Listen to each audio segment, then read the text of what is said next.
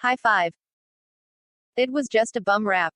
UFC 266 marked the first time Nick Diaz stepped into the octagon since UFC 183 back in early 2015, and for a guy who's been riding the pine for the last 6 years, he sure put on a helluva performance.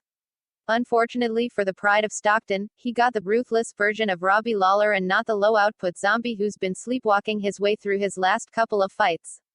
The result was a third-round technical knockout victory, highlights here.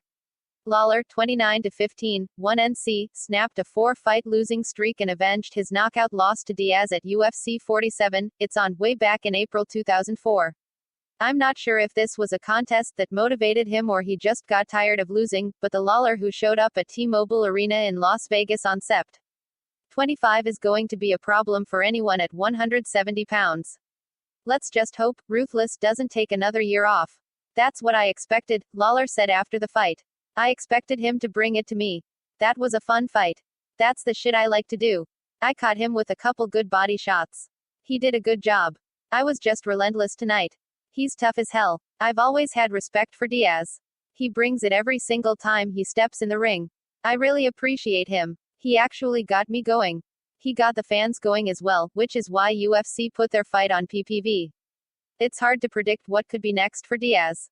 The former Strikeforce welterweight champion demonstrated that he's still got the skills to be competitive, assuming the promotion matches him against fighters who are of similar age and mileage.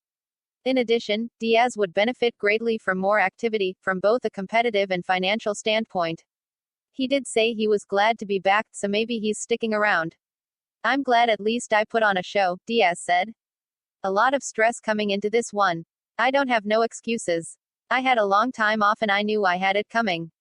I don't know how this fight got set up. I had to switch up my whole management and set up the way the fight got set up. It was just a bum rap. No excuses. I had it coming and he was in great shape. I knew I was leaking here, so I didn't want to make too much of a mess. But I'm glad to be back.